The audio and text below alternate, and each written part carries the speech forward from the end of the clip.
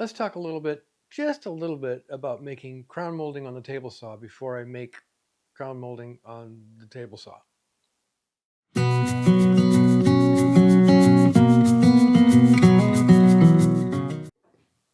Welcome back to the shop and the channel.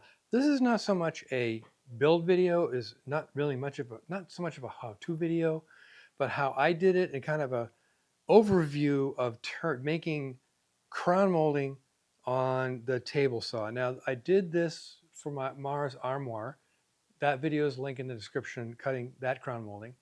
I got a video from Marc Spagnuolo and one other person, Wood Whisperer and someone else, I can't remember his name right now. I'll put it in the description, of how they do it, doing on a table saw. And Marc actually makes a nice parallelogram jig that you can make for yourself that kind of emulates this. More on that in a second. So crown molding on the table saw. The TLDR is the angle to the blade and the angle of the blade determines your profile. Okay, so what's that mean? Let's start out with some simple cuts of test pieces that I did, and I'll show you what I'm talking about. Here's some examples of what I'm talking about. So the test pieces are 45 degrees and 70 degrees, and 70 degrees with angles changed on the blade. And I'll explain that in more detail. So at 45 degrees across the blade, with no tilt, this is what you get. Very shallow, kind of gentle, not a whole lot of curvature in there. And that's the 45 degrees across the blade. Now the next one was I went 70 degrees. Link in the description to the calculators, by the way, that I'm using for this, as well as all the references I'm making, I hope. So at 70 degrees, straight across the blade, no tilt, it's more of a parabola. It's got a more parabolic shape to it. It's deeper, it's more pronounced. Then, get this right now, I tilted the blade to first 40 degrees, and I got this. What tilting the blade does is shifts the apex over on the of the curvature. So this apex was set over about a ½ inch from the center. And then when I did 45 degrees, only 5 degrees more. It's a little more pronounced, but then again, this apex is shifted over, from the center line. So let's let me go through the process of how to set it up to do those particular cuts. Before we go into much more detail, quickly, I want to just cover the jig a bit. This is a Rockler jig. See, Rockler. It comes fairly complete. There's not much else you have to do, and it has arms here, front and top and bottom, front and back, no matter how you want to say. And you can slide these wider or narrower as need be for whatever work you're doing. And it has the miter bar locks, so you can lock it in place. So now let's go into more detail on how I did those cuts. One of the things you need to know is where on the insert the center of the blade rises out of the table saw. And the way to do that is you crank up your blade like that, and then you get it lined up so you get a tooth and a tooth on a measuring stick, and then you mark half of that distance on your insert. And what I did is I did a scratch line after that and put some white paint into it so I can see it more easily, just like I did. I carved these letters in here with a CNC. Check cartridge shoe gap on this particular insert. So that's how you get exactly where it comes through the insert. And this insert is the only one I use for this particular kind of work. Let's talk about getting the angles. Of course, the 45-degree angle, which is half of 90, of course, is easy. Basically, you turn your miter gauge to 45 degrees, pin in place, and there it is. And I can take my framing square, like so. Get this out of the way. That's going to be hard to get back on here. Take my framing square and put it about where the jig is going to go, and mark my line with a Sharpie. That's 45 degrees. And then what I'll do is I'll take a piece of tape and lay it across here on that line. It just gives me a better visual reference. So that gives me just a better visual reference to where that line is. So here's the hard part: getting this thing back into the miter slots.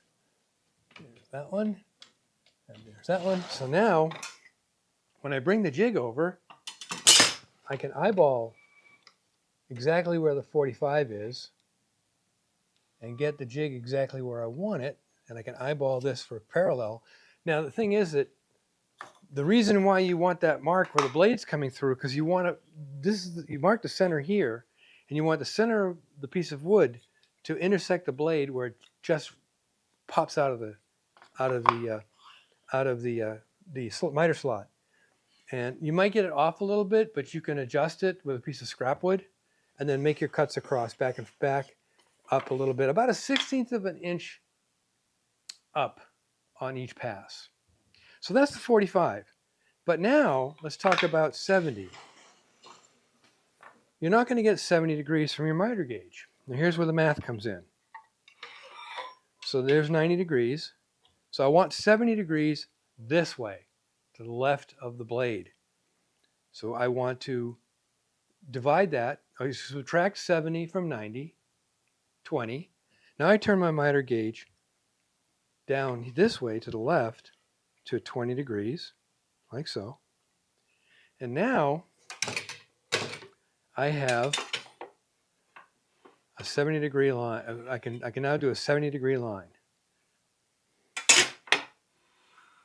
Like that, like that, like that. So now I do a 70 degree line with a Sharpie.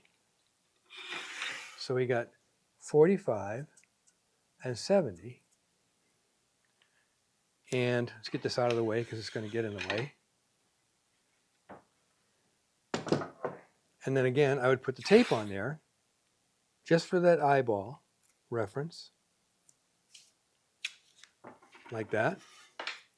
Now when I bring my jig, lining it up again with the miter slots, bring my jig down, and I need to have that 70 degree, I can bring it down, move the miter blocks back and forth till I get the angle, then line it up exactly where I want it with reference to the center of the cut.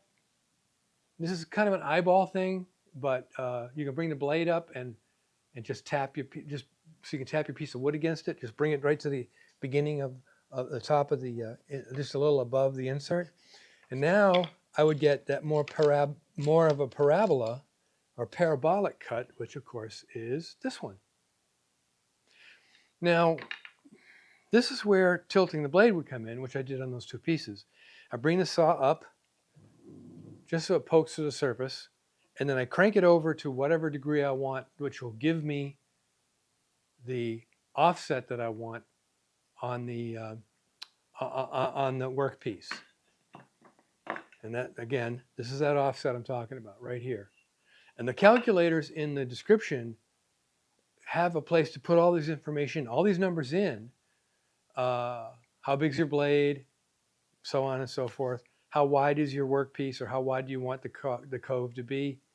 How much of an offset you want, hit the calculate, and it'll give you the numbers that you need, right?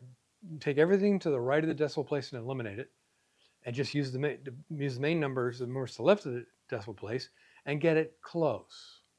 Because if it says 46.8 degrees, screw that 0.8, just 45. So now that I have it set up like this, when I run my workpiece through, I'm going to get the more parabolic shape in the profile, and I tip the blade over, angle it over, I'm going to get the offset of the peak so that I have this more pronounced. And I'm going to go with something like this for the cabinet. So it's a more interesting crown molding top. Now I'm going to take a blanket plot of wood. I'll do some video of that later on when I start the video of actually doing the work. I'm going to take my piece of wood. It's going to be wider than I need. And I'm going to run it through, get the cut that I want, and then I'm going to trim off down to where I want the workpiece to be to become that crown molding. Mars also asked if I'll maybe add a bead detail to it because we both like bead details. So essentially that's it. Look at Marc's video because he shows you what he does, and he shows you his little parallelogram tool that he makes to clamp his workpieces down. And he's in his demonstration, he does some really big stuff. I'm doing little itty bitty tiny stuff. So it's no more than, the final piece is going to be no more than 2 inches wide. So I got to be cognizant of where the cut goes and the width of the cut. The hard part of this whole thing is when you're done is sanding out the milling marks. I recommend that you cut your piece larger, oversized the way you want it. Do all the milling marks, sand the whole thing, get all the milling marks out before you start doing the rest of the cuts. This simplifies things. That's it. Kinda. So remember, when you do this, the Sharpie is your friend, the tape is your friend, patience is your friend. Oh yeah, one last note. Your dust collection is not going to get very much of this all. It's going to blow dust everywhere. I've got an overhead and it just spews out dust all over the place. Dust collection is really not going to pick this up because of the nature of the cut. So until, this is just a short little video on how I'm going to do this. The next video will be actually doing this making the actual crown molding.